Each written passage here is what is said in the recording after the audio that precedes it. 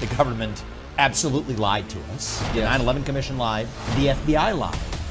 There's a federal case of victims on 9/11 that want accountability. I don't think they would have come for me if this was false. What do we know about Hunter Biden's dealings? What do we know about the truth of what happened on January 6th? What do we know about that Nashville shooter manifesto? Yes, we can handle the truth. Just give me the hard truth. It feels like we're on the cusp of chaos. Oh, there's something going on. I mean, I think we're like in a 1776 moment in this country. We are driving Russia further into China's arms as we arm Ukraine, further strengthening what I see as the single greatest military threat. We are dependent on a tiny island nation off the southeast coast of China for our entire modern way of life. I will not send our sons and daughters to die over somebody else's nationalistic dispute. End the Ukraine war, reduce our economic dependence on China, weaken the Russia-China alliance. I'm not sure what is controversial about any of that. Is there a dumber group than the foreign policy Republicans? Where are we now? There's a deeper void and vacuum that we have to fill with an affirmative alternative vision of our own, and that takes courage. The first Republican debate of the season is less than a week away. It's next Wednesday in Milwaukee. We have no idea what's going to happen there, of course. But one prediction we can confidently make is that a man called Vivek Ramaswamy is likely to make an impression, a political outsider with a complicated name who is unaccountably rising in the polls. Who is this guy? Is he a BS artist? Is he for real? We just sat down with him for an hour and found him one of the best versed voices in policy we talked to in a long time. That was a surprise. This is a conversation worth watching. Here it is. Vivek, thanks for joining us. It's good to be here. So you, the other day, made a comment about 9/11 in which you suggested that the U.S. government had not been wholly forthcoming about what happened that day, that there had been lying by the federal bureaucracies. That seems obviously true. The response was unbelievable. It was immediate. You were attacked as a conspiracy monger, as a lunatic, but not just by the left, also by the goons at the Wall Street Journal editorial page. Wrote a whole piece about how you disqualified yourself by even asking that question. What were you saying, and why was the reaction as fierce as it was, do you think? It was fascinating, Tucker. I've had many of these moments in the campaign where they said, this is the campaign ender. This is over. He just blew it. This is one of them. So this is like the fourth or fifth of those. But what was interesting about it was, right, this was not a left-wing chorus, right? This was mostly actually a right-leaning chorus. I mean, Mike Pence, and he was deeply disappointed. Chris Murphy, this Democratic senator guy, says something very similar to Mike Pence. And so it's fascinating. It says there's something going on here. So in fairness, Tucker, I didn't suggest it. I explicitly said that the government absolutely lied to us. The 9/11 Commission lied. The FBI lied. Now, is this a core point of my campaign? No, it's not. I actually went on a comedy show where some guy asked me, was the moon landing fake? I said, I think it was real. Then he asked me, did the government tell us the truth about 9/11? I said, no, they did not. So in response to a question, I'm going to answer honestly. Yeah. And the thing I had in mind was the facts. There's this guy, al-Bayoumi. Now, rewind back to 9/11 and the pre-9/11 day. Think of how ludicrous this story is. A 42-year-old graduate student, and there's nothing wrong with being 42 and going back to school. My dad went back to school much later in life, but he's a 42-year-old graduate student who receives the two of the terrorists who flew planes into buildings in the United States of America not that long later, receives them at the airport in LA, takes them to his house, spends lots of time with them, integrates them into the community. But the account for what he said happened was he met them randomly at the airport. That doesn't make much sense on the face. Just kind of happened to be at LAX and no, exactly. You guys from and Saudi. Hey, you know, you look like guys we might get along with, and then suddenly become fast friends at the airport, so much so that he takes them up. So it's a little suspicious. But hey, the 9/11 Commission and the FBI looked into it, and at the time they said his account is accurate. Yeah, it sounds legit. It sounds super legit, right? Now, there was some hanging out at LAX. You know, these guys came from Saudi Arabia. Does this guy who received them have any ties to Saudi Arabia? That's where they landed. But now, 20 years later, in 2021 and 2022, the FBI quietly declassifies documents. And they have to. 20 years later is the deadline. That suggests that, oh, wait a minute. They did know, actually, that this guy was a Saudi intelligence operative. Interesting how that works. Just slips that right under there 20 years later. Now, there are real consequences for this right now because there's a federal case of families of victims on 9/11 that want accountability, that are determining answers. So they're suing the Saudi government. And the case turns on whether or not this is true. Because you know those attackers were from Saudi Arabia. The Bush administration, you'd have the 9/11 Commission, bipartisan. You have the fact of the FBI, CIA, everybody saying that, no, this guy was really just acting independently here. But now we say is a Saudi intelligence operative. There's really the question of whether the Saudi Arabia owes damages to these families. So this is a relevant question. So is this the main point I'm focused on in my campaign? No, I'm not. We have to focus on the future of the country. But if I'm asked a question and I answer honestly based on the facts, I don't think they would have come for me if this was false, if this was ludicrous. Of course. Lying is never punished. Lying is never punished. But it's speaking the truths you're not supposed to speak. That's what actually attracts the immune response, the anaphylaxis. But why? I mean, you made I thought, a really wonderful point in one of your responses to this, in which you said it's not okay for the government to lie to us, period, in a democracy. It's poison, and it corrodes the system that we revere, democracy. So, but why would the Wall Street Journal take time out of its busy schedule of defending low capital gains taxes to attack you over this? You know, what's interesting is I think that there's a bipartisan consensus in this country right now that we, the people, we can't handle the truth. Yeah. It's like Jack Nicholson at the end of the movie, right? Yes. You can't handle the truth. You need me on that wall. My basic view in this campaign is no, we don't need you on that wall. And yes, we can handle the truth. COVID-19, what was the origin? What did we know about the vaccines before we mandated them? What did we know about Hunter Biden's dealings before we systematically suppressed that story? What do we know about the truth of what happened on January 6th? What do we know about that Nashville shooter manifesto, the transgender individual who shot up a bunch of people in a Christian school? That's why I went to Nashville not that long ago, because Bill Lee, a Republican governor of Tennessee, now wants to pass a red flag law in Tennessee without releasing that manifesto. The whole point is the public can't handle the truth.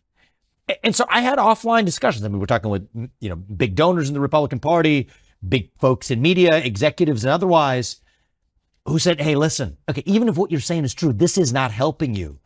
He said, why is that the first question that should go through my mind, right? I mean, personally, I think the way I'm running this campaign is I'm not thinking about what's helping me or not before I say it.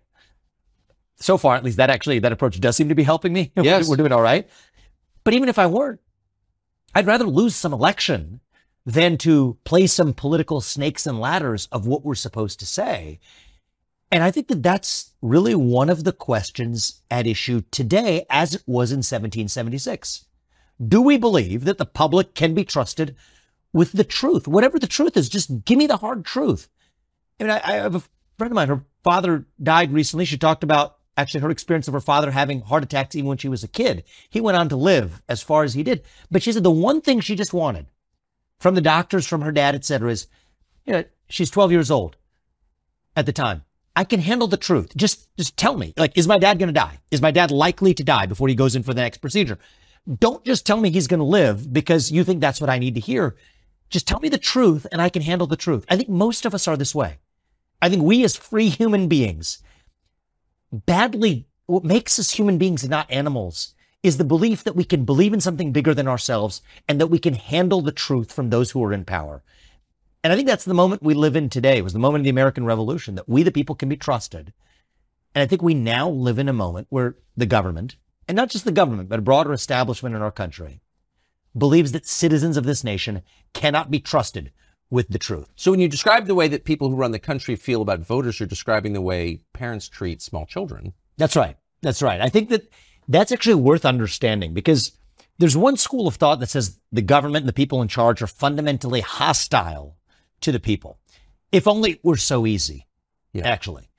I think the reality of what's going on is far more dangerous, where the people who are in charge have actually what they think of as a benevolent view of the people, that we're doing what's actually right for you, for me, for the populace at large. And then if you look at this throughout history, Tucker, for most of human history, that's how it's been done. For most of human history, before 1776 in the old world, the vision was the people cannot be trusted to sort out their own differences. One person, one vote? That's such a laughable idea. It has to be church leaders and labor leaders and business leaders that decide in the back of palace halls what's right for the rest of society at large. And then we had this weird departure in 1776 that said, no. Actually, we the people can be trusted in a system where every person's voice and vote counts equally, with free speech and open debate in the public square, whatever it is. Sometimes we might get it wrong. Sometimes we get it right. But whatever it is, that's the way we do things in this new thing we call the United States of America. But then every once in a while, and we're in one of those moments, that ugly monster rears its head again that says, no. The people can't be trusted. It has to be now in the back of palace halls, in the back of three-letter government agencies in Washington, D.C., or in the back of BlackRock's corner office on Park Avenue in Manhattan, wherever it is. It's that the enlightened have to make sure that the public is protected from the truth, just like a parent protects a child. And I think it's that parental instinct. It's not the kidnapper's instinct, right? It's not the guy who wants to, kidnap and kill the child. No, it's actually almost what they think of as being the instinct of a parent who's doing for you what's better for you than you know for yourself. And I think that's what gives it actual staying power, because it's not what somebody thinks of as evil who's committing evil. They think of it as actually a moral obligation to the public, which explains the bipartisan nature of when somebody speaks the truth about what really happened on 9/11. No, hush, keep that under the rug, because Republican or Democrat, we know that the people can't be trusted for that. It's not good for the people. The children are listening. Lower your voice. The kids are listening. Yeah. Do you get the sense as you travel the country, talk to people, speak, that we're on it feels like we're on the cusp of chaos? I think we're on the cusp of something. I'd like to think of it as a revolution, in a positive sense of that word. I think that, I try to be an optimist at times. But you feel like this is... Oh, there's something going on. I mean, I think we're like in a 1775, spring of 1776 moment in this country, actually. I think that people are hungry. Now, the form I want to see it play out in is reviving those shared ideals that unite us, that set the nation into motion in 1776, that I think are innate to our nature as human beings, as Americans. I think that there's a hunger for a revival of those ideals. That's where we are. But there's a lot of ways that energy could go. The way I would like to play my small role in helping channel that energy, it's not all going to be done by the U.S. president, but there's a role to play, is to channel that energy towards a positive revival of that which unites us across our diverse attributes or divides. But if it doesn't go that way, there's a dam that's going to break and the river's going to go somewhere. I hope it leads towards a national revival rather than, other places where this could go. How concerned are you about a real economic reset in the next year? Quite concerned. I think that 2024 is going to be a year where it's not going to take a lot of guts for me to make this prediction, because I'll tell you why it's easy to make. We're on the cusp of a major economic downturn next year. We live under conditions of a deeply inverted yield curve. I mean, these are topics that may put people to sleep, and so we don't have to Can you explain get what into means? it. Yeah, I mean, it's basically you would expect in the long run, right? Long run interest rates on long run bonds are higher compared to interest rates on short run bonds, because there would be higher risk of being repaid back. That's how things are supposed to work. There are a wide range of factors that can occasionally cause that to tilt in the other direction. We're in one of those conditions right now, where the interest rates on short-term bonds are significantly higher than they are on long-run bonds. And every time that's happened in the last 40 years, that has predicted a recession that followed in the year or so that came later. And there's lots of complicated reasons for why, and economists can debate it. But what's not debatable is that that's exactly what happens. That's where we are now, which is why I think in the calm before the storm, Biden will put up low unemployment numbers. Well, that misses the point that we have a deeper structural deficiency, where our real problem is there are twice as many jobs open as there are people looking for work. Right. That's the actual deeper structural failure as it relates to the labor market. People have stopped looking for work. People have stopped looking for work. Absolutely. I mean, people are being paid more, or have been habituated more to staying at home than to go to work. People also don't have the skill sets required to actually show up to work, because they have four-year college degrees that were subsidized by the U.S. Department of Education, without actually having the skill sets that many employers badly need in order to grow their business, whether it's a big business or a small one. The inflation numbers, they'll point to saying, hey, the rate of inflation's coming down. Inflation's cumulative. Things are still 16, 20% more expensive than they were in 2020, and wages have not gone up in the same way over the same period.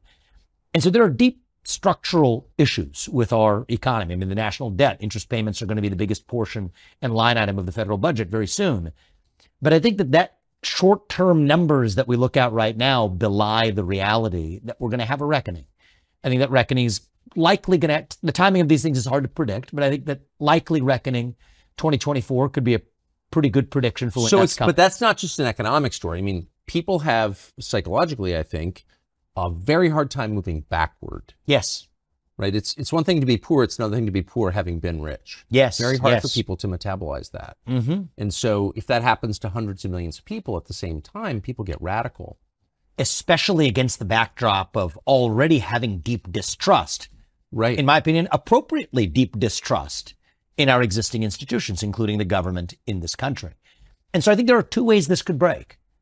Right? Sometimes you go through hardship and you're strengthened by that hardship. I'm just thinking about it as an individual in my life. Like I've gone through a hardship in my life. My father's been through hardship. In each of those cases, that led us to become stronger for having gone through that and did things that we otherwise would have never done, created things in the world that otherwise would have never existed. And that's the positive version of this. And it's the version I want to see for our country. But there's a very different way this could break too. I think that if we don't channel that frustration in a direction that creates something anew, right? A sort of reincarnation of our American experiment, which is what's going to be required. Then I think this ends the way that many other revolutions do, is not the creative kind, but the destructive kind. And I think the economic collapse calamity that I think recession at least that's coming could just be the catalyst. You know, we'll blame it on, that'll be the final match that's lit, but it's the kerosene on the floor that we have to pay attention to in the meantime. And that's why I think when people ask me, are you a culture issues guy, or are you an economy guy, or are you focused on foreign policy?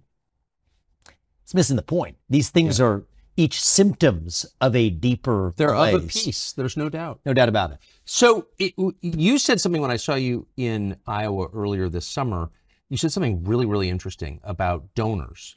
And you are an interesting figure because you're effectively from the donor class. You're a rich guy running for president. Now you're dealing with donors from the other side. Mm-hmm. And you said that your views on Ukraine had given a lot of them pause. Yes. There's no doubt that I have lost otherwise willing and interested donors or potential mega donors to my campaign over my position on Ukraine, which is fascinating because I don't think there's any particular self-interest at issue. It's not like somebody saying, oh, well, I own, a big chunk of Raytheon or something like that, and I'm going to have my interests harmed. Therefore, I'm not going to back you because that will harm my self-interest. That'd be an easy and fun and facile explanation, but that's not what's going on. I think there is a deeper bipartisan institutional consensus, the same consensus that said we can't be told the truth about 9/11, that effectively says that we can't confront some of the same facts about Ukraine. And I try not to be reactive, Tucker, because it is a natural impulse where, of course, at least the way I'm wired is, if somebody tells you not to do something, there's almost a natural temptation to go in that direction. Right. So I would like to think, and I believe my position here is grounded in fact and not that reactive emotion, but it's interesting that it makes me doubly committed to making sure that I'm really speaking the truth about what's going on here, at least because it means that the rest of the field absolutely is not. Right. I mean, the rest of that's kind of the entire Republican field, not one of them. I mean, Donald Trump, we could say he wants to end the war. He hasn't said exactly how, but save for Trump, right? Nobody on the debate stage, certainly for the Republican Party, has a principled position on Ukraine, partly because they understand those are the directions they've been given. So you think it's interesting because there are a couple of fairly smart, I know them, people running for president right now in the Republican field whose positions on Ukraine are like idiotic or indiscernible. Right. They don't even make sense. Some are idiotic. The idiotic one is just we have to arm them to the teeth, give them as much money as possible because we stand with Ukraine.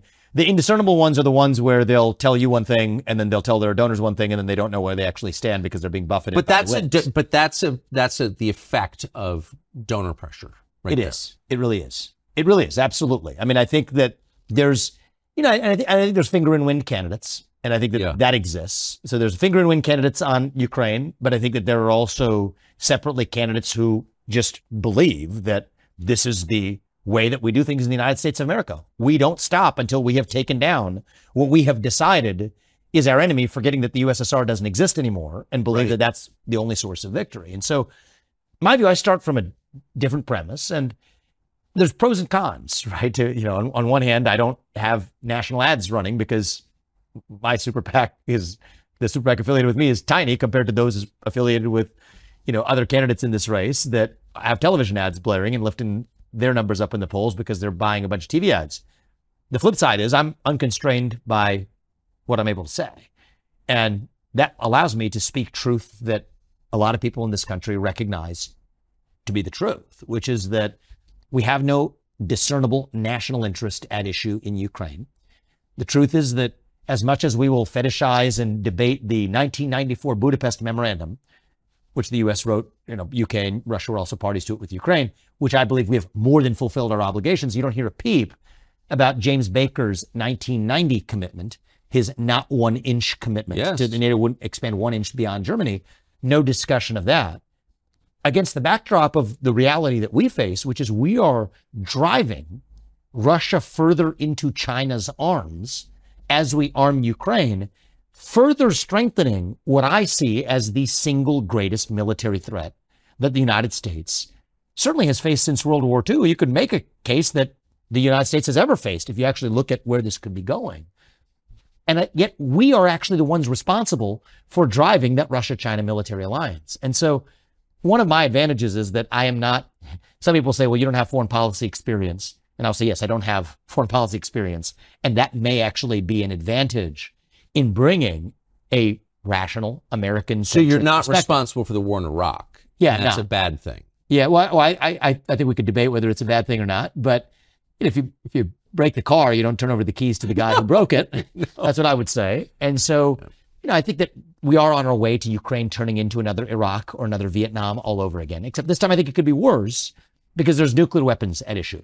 There's an alliance with China, an economy that we depend on for our modern way of life that's also at issue. And the irony is, I think a lot of people today believe that somehow world leaders make their decisions by analogy. So Xi Jinping is going to say, oh, well, because Vladimir Putin walked away with a piece of Ukraine that he didn't have, that somehow means that by analogy, I'm going to be judged more favorably if I go after Taiwan and walk away with a piece of Taiwan that I didn't have, when I basically don't think that's how autocrats or any global leader should, or at least does, make decisions. To the contrary, I think what's actually more likely to happen is we're going to put Xi Jinping in a more likely position to go after Taiwan sooner because he knows that Russia's in his camp because they're in a more solid alliance. There's nothing we can do about it. Yeah, on Taiwan, you mean? Yeah. Yeah, I mean, I think that that's mostly right. Now, my view is, this is also another heresy that I think have recently managed to cross last night, which is that I think our commitments to go to war in that situation, or to at least even militarily engage in that situation, should change if it's before or after we have semiconductor independence in this country. Well, yeah. I mean, I think so. Right? So I agree with you completely, but for people who aren't following this, explain what you mean. Yeah. So this is a long history here, but for historical circumstances that are long and unfortunate, we are dependent on a tiny island nation off the southeast coast of China for our entire modern way of life. Right? These lights wouldn't work. The phones in our pockets wouldn't work. These TV screens and cameras wouldn't work if it weren't for leading edge semiconductors that are manufactured by basically one company and a set of companies around them, TSMC on Taiwan, that power our entire modern way of life. That's just a hard fact. How we got here, it's a long story. I think it's sad that we are where we are, but we are where we are. China has two reasons to want to go for Taiwan. Okay. One is a nationalistic reason, which is that back in 1949, they had this complicated civil war. Chiang Kai-shek, went to Taiwan and claimed that that was actually where the real Republic of China was based. And Mao Zedong said, no, it's the Communist Party of China out of Beijing. And for the longest time, actually, the US and the UN recognized actually the real China as being run out of Taipei. But at some point along the way, switched to saying, no, it's actually run out of Beijing. And so there's this nationalistic thing going on that's super complicated history over there. But there's a more modern motivation for Xi Jinping, which is, wait a minute. If I now have control over that island, I have control over the entire United States because I now have the economic leverage to get to a deal that the U.S. wouldn't have said yes to. And I think what Xi Jinping is going for is the basic deal where he says, I get to make your stuff as long as I get all of your IP and everything else in return. And right now, if he says that to the U.S., we're not going to go for that deal. But if he's squatting on the semiconductor supply chain, well, then that's how we ultimately get to parity, consummate the codependent relationship. And I think that's step one of a broader conquest of the modern West. How hard would it be to achieve, as you said, semiconductor independence in the United States? It's not going to be easy, but I'm confident that with focus, I can lead us there by the end of my first term in office. And my basic rule of thumb on this one, Tucker, is just to be very practical, looking at this from American interests. I do not consent to Xi Jinping holding an economic gun to our head and lording that over for the next 100 years of the future of the United States. But if we're no longer dependent on that tiny island nation, then I will not send our sons and daughters to die over somebody else's nationalistic dispute. How That's where I'm difficult at is it to produce? I mean, it's interesting, and you said there's a complex history that I'm not familiar with behind it, but how complex is it to build your own semiconductor? It's complicated because a lot of it relies on know-how. So it's not just raw production capability, but it's the know-how of how you actually make it. And so I think that requires pulling people from, TSMC in Taiwan to the United States. And I think that that's something that we should be intensely focused on right now. There's new, giant projects, manufacturing projects in Arizona, near where I live, actually in my home state of Ohio, that are going to be steps forward in that direction. I also think that, like it or not, a relationship with South Korea and Japan is going to have to play a role in speeding up our semiconductor self-reliance as well. Samsung is the next best leader. It's not even an American company. After TSMC, there's like a big jump down. Then it's Samsung. Then there's a big jump down. There's Intel and everybody else here. So I think that it's going to require, and I don't like multilateral trade agreements, but if we're going to have to do them, let's keep it bilateral. Bilateral agreements with Japan, with South Korea. That's a big part of what's going to be required. And so my view is, let's think about first term in office as it relates to this dimension of foreign policy. End the Ukraine war on terms that help pull Russia out of China's hands. That's going to require rebuilding a lot of trust. I think I'm up for that job. And I believe that Putin can trust us to follow our self-interest as long as we trust him to follow his. Reopen economic relations with Russia, freeze the current lines of control, make a permanent commitment that NATO will not admit Ukraine to NATO. But in return, weaken, if not disband, that Russia-China alliance. I'd get India back on side. And, if there's a guy who's going to rebuild trust with India, it better be a guy with the name Vivek Ramaswamy, who might be up for that task. But, getting India on side to say, we're going to be making sure that in a conflict situation in Taiwan, that we're at least on side with the United States. But then more importantly, get semiconductor self-sufficiency in the United States, reduce our economic dependence on China.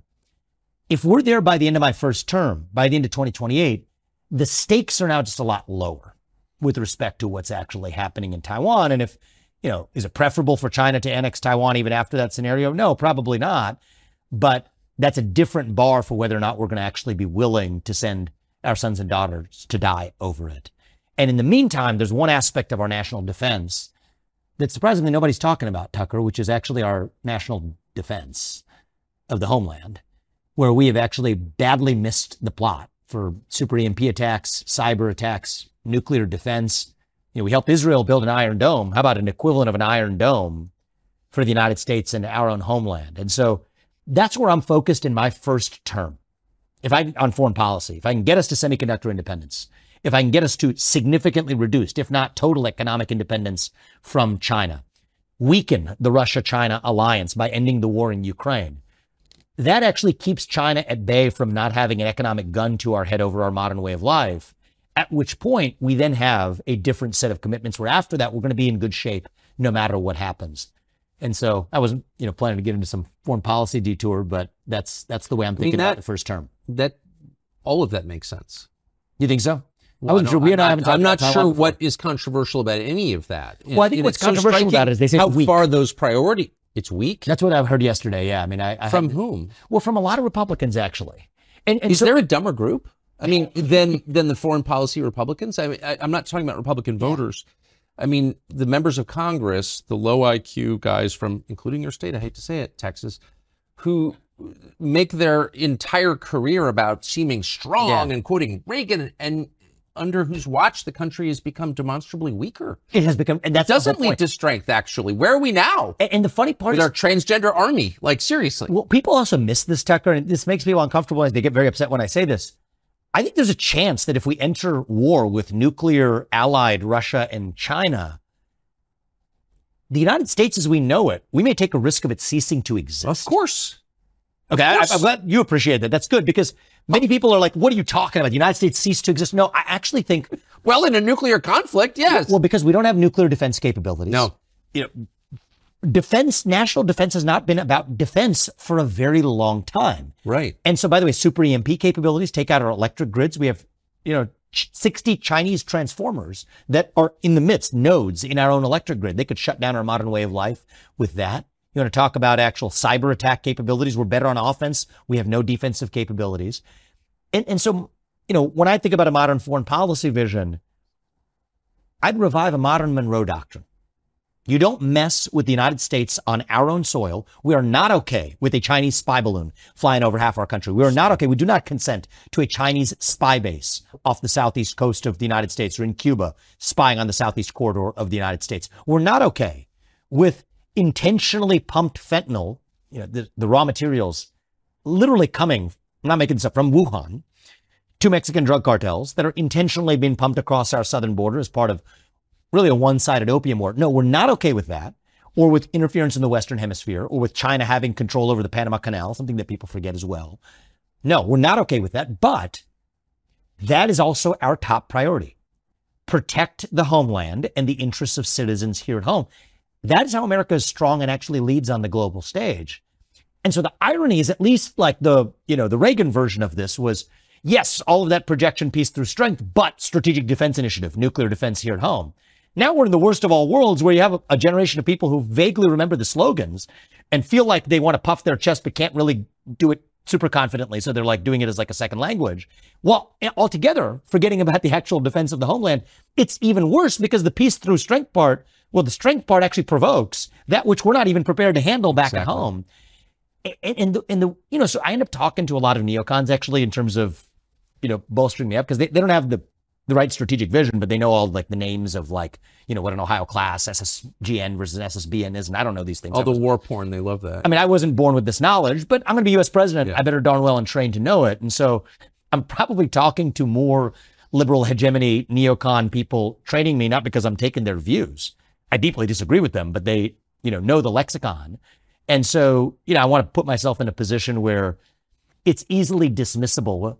This guy doesn't know what an Ohio class SSGN versus a SSBN is. Well, okay, well, now I do, it turns out. It took all of about 30 minutes to get that one under our belt. But it doesn't matter. You're missing the plot if you're actually failing to actually advance. Is there a single neocon with a happy personal life? Like imagine, I haven't drilled into it. Dinner at Bill Kristol's house, the misery. Do you know what I mean? Like it does I don't know seem like, I don't want to psychoanalyze here, but it does seem like their project has nothing to do with helping the United States in any way, and it is psychosexual or something. They're for war as long as other people fight it. I mean, it's like a syndrome. I've never seen anything like it. There is a certain titillation you see when they're using words like Virginia class this or Ohio class that or tomahawks facing, there's a certain type of satisfaction. If your wife respected you probably wouldn't have to talk that way. No, I think everything you said is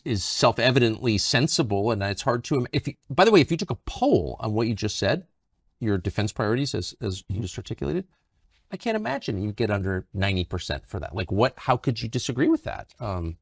But I haven't taken a poll. But it'll be interesting to find out. It's so obvious. If I'm wrong, maybe I'll get wiped out in the election. And I want to play, and you're busy. You got to go campaign. But I just want to play one. I want to play a soundbite, a SOT, as we say, from you on the campaign trail. This is an exchange, which I think just says a lot, where you're approached by a self-described pansexual. Here's what happened next. I was just wondering, what were your opinions on the LGBTQ+ community? Well, I don't think it's one community. Really? Yeah. I mean, how could it be? Just mashed together in alphabet soup. Trans is fundamentally in tension with gay, if you ask me. But what's your opinion? I am personally a pansexual, so I was just wondering what your views on same-sex couples were. I don't have a negative view of same-sex couples, but I do have a negative view of a tyranny of the minority. So I think that in the name of protecting against a tyranny of the majority, and there are times in this country's history where we have had a tyranny of the majority, we have now, in the name of protecting against tyranny of the majority, created a new tyranny of the minority. And I think that that's wrong. I don't think that somebody who's religious should be forced to officiate a wedding that they disagree with. I don't think somebody who is a woman who's worked really hard for her achievements should be forced to compete against a biological man in a swim competition. I don't think that somebody who's a woman that respects her bodily autonomy and dignity should be forced to change clothes in a locker room with a man. That's not freedom, that's oppression. And so I believe that we live in a country where free adults should be free to dress how they want, behave how they want, and that's fine. But you don't become oppressive by foisting that on others. And that especially includes kids, because kids aren't the same as adults. It's just a beautiful answer in so many ways, but I just want to parse your initial answer. 3 parts about it I love. She comes up and says, what are your opinions in the LGBT community? First, you question the premise of the question itself. How is it a community? Trans is fundamentally in tension with gay, as you say. That's not a community. I agree with that. Second, you're completely calm and you explain yourself. And third, you say, what's your opinion? Yeah. And you throw it back to her. But to the first thing, trans is fundamentally in tension with gay. I have not heard anybody say that in public. What do you mean? Well, I mean, first of all, it's just starting with the L and the G. Most lesbians don't like gay men and vice versa. But then now you keep adding. I don't think you can say that. It's too true. And you sort of like further start playing this out. Wait. Trans is this totally weird separate thing that's like, so like, you're just like mashing this like alphabet soup just to create an us versus them destruction of modern order. Sorry, I should say I someone in the studio is nodding. Who would know? What you just said is true. It's the truth. I mean, really. And so, the truth is, let's just take, I mean, we could have a lot of fun with this one, but just take some of the suppositions here and see if this logically makes sense, right? Like one of the suppositions in the gay rights movement, which, I'm totally open to this, but it's just partly of how we created gay rights in this country, is that the sex of the person you're attracted to is hardwired on the day you're born, even though there is no gay gene. Now, if you make it one movement, the LGBT movement, that's the same movement that also now says that your own sex is completely fluid over the course of your life, even though there is a definitive sex chromosome. Like, you can't believe these two things at the same time. They're fundamentally nonsensical. It's nonsensical. And so that's what it reveals what's going on, Tucker, is that these are cult-like belief systems, right? Because if it's a religious cult, then you don't have any obligation to logic if you're subscribing to a religion. And the worst religions are the ones that fail to recognize themselves as religions. I think religion can be a great thing. You and I are both pro-religion, pro-faith, if we recognize that we're actually exercising faith. But the most dangerous religions of all are those that claim to be secular but are actually religious in their conviction. And one of the ways you can smoke out that it's religion is just these inherent tensions. Then you give it a flag, then you give it a symbology, you give it an idol. The first idol was not good enough, the rainbow flag. Then they had to make the trans flag, the upgraded version, the golden idol. They started with the silver one. And so this is what this is about, is a form of idolatry in the trans flag that is a symbol of a broader religious conviction. It's kind of the same thing you see in the climate movement, actually. Is like, I kind of enjoy this because you get to the bottom of what's going on by exposing the illogic of it. Right? Like on the climate, there's a parallel for what's going on with LGBT with climate. You think two different issues. What are you talking about? Well, the same people who are antithetical to carbon emissions here in the United States are perfectly fine with shifting those carbon emissions to China, even though it was supposedly global warming that we were addressing. Or the same people who are hostile to carbon emissions are also hostile to nuclear energy, which is the most productive form of carbon-free energy production known to man. Again, you can't believe both of those things at once unless you're subscribing to a broader religious worldview. And I think that religion is actually, it's the same religion, whether it relates to the climate dogma, whether it relates to LGBTQIA plus-ism, whether it relates to racial wokeism. It's a broader vision that defines itself in opposition to the American vision, to the American way of life, that says we are individuals who are members of these units we call families which are embedded in the substructure of this thing we call a nation, and a nation which exists under the broader blessing of God. Individual, family, nation, God. That is one worldview. And the thing we're describing here is an alternative worldview grounded in race, in gender, in sexuality, in climate. And one of the things that I feel for some of the people who subscribe to this religion, I somewhat felt for this woman, right? She wasn't, there are others like her. There's another one actually at the Iowa State Fair who had similar beliefs that did not comport him or her or they self, whatever this individual was, in the same civil manner that this woman did. He had a cowbell and it was ringing and was antithetical to having conversation. This woman at least was having a conversation. I kind of felt for her because what I saw in her eyes was she's not an evil person who's trying to be a crusader for some faith to put the other side out of business. Those people exist. She was just lost, actually. Right? I don't know if it was harder to see on the camera, but I was face to face with her. And when I see that, it's why I also thanked her. I said, thank you for being civil in your exchange. And I'll give you the same courtesy in return. I mean, she was early 20s, best my guess. She's lost. There's a void there. Yeah. Right? So I asked her the question back. There's a blank stare you get in a response. It's almost the same blank stare as if I asked most young people on a given day, what does it mean to be American? It's that same blank stare. That's the void. It's like a deer in the headlights. And I think that this is our moment, our duty, our job as leaders. It's the job of the next U.S. president. It might be the most important one of all. To fill that void with an answer to the question of, what does it mean to be an American? What does it mean to be you? What does it mean to be an individual rather than riding a tectonic plate of group identity? What does it mean to be a member of a family, a nuclear family with a mother and a father that by definition brought you into this world? What does that mean? What does it mean to be a citizen of this nation? Not some nebulous, vague global citizen fighting climate change. No, but a citizen of this nation on this land with these ideals. What does it mean to believe in God, to be a nation under God? I think that's our moment. And I believe that if we fill that void with an actual affirmative vision, we will dilute these other poisons to irrelevance. They are symptoms. They're symptoms of a deeper cancer. That cancer itself is a void, a black hole. Fill that void with an actual affirmative vision of who we really are. That's got to be how we win. And the thing that frustrates me most, actually, about the Republican Party, Tucker, isn't even the neoconism in our foreign policy. And I mean, it frustrates me deeply, but this feels solvable through an alternative set of policies, right? I can go do deals on a global stage and let's hope I'll be successful if I'm in that seat. I think I will. But this is actually the deeper challenge. You can only stand up with the spine abroad or in an economy or whatever if you at least first know who you really are.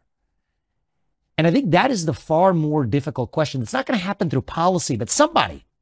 It doesn't have to be a U.S. president. It could be It could be someone who has a media outlet. It could be a religious figure, but it could be a parent. Maybe it's not one person. Maybe, which is what I think the real answer is going to be. Maybe it's going to have to be leaders in the different spheres of our lives, each stepping up and speaking with conviction to the question of answering who we really are.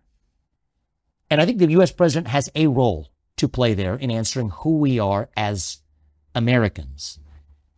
And the thing that really frustrates me back about the Republican Party is, I wrote Woke Inc. a couple of years ago. You were kind enough to help me launch that book with you, and we had a great conversation, and a lot of people read it. And then the Republican Party starts reciting memorized chapter and verses from, not just my book, but maybe others like it, but mine included, but without actually knowing what they're even talking about. They understand the word, they're uttering the words, but they don't really understand the phenomenon they're addressing, which stops you from actually getting to the true solution, which is actually understanding that there's a deeper void and vacuum that we have to fill with an affirmative alternative vision of our own. That takes courage. That takes vision. That takes some level of imagination of what is actually possible. You don't have to imagine it too much. It's been true for most of our history, so you can maybe just draw from that. That's how I do it. I don't want to reinvent the wheel. Let's maybe just borrow from the people who set this thing into motion. They had a pretty good idea of what they were doing. But that's what this moment calls for. And either we rise to that occasion and we take that 1776 spring spirit and we channel it into a revival of that once more, or else we will be the Israelites lost in the desert asking to go back and be ruled by the Pharaoh. And that's exactly what this nation is otherwise on a march to actually towards being ruled by, quietly becoming a people of sheep so our government can be a government of wolves. That's a perfect analogy. Vivek Ramaswamy, thank you very much. Good luck at the debate. Thank you. You often hear people say the news is full of lies. In Kennedy's motorcade, 239 people. The death of Jeffrey Epstein.